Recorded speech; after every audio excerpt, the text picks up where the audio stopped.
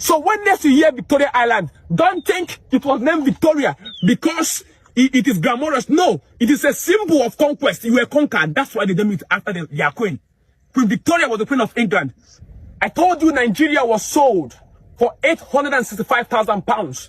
I told you that George Goldie sold the Royal Niger Company, the administrative trading right of the Royal Niger Company, to the British Empire in 1899 to 1900.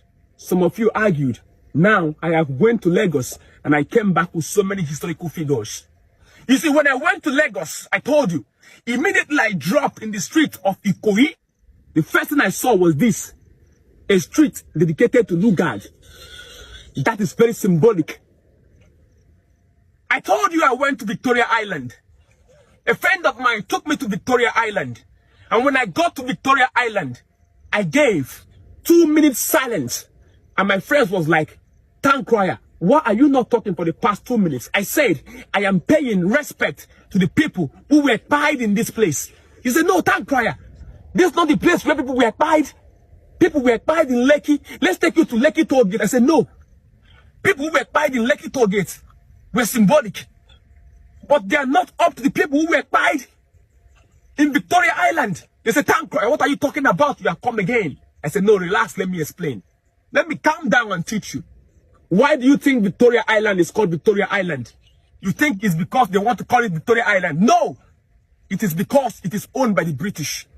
Let me take you into history to teach you why Victoria Island is called Victoria Island. Pay attention. You see, why do you think that Lagos became a British colony as early as 1861? Why? I'm coming to teach you.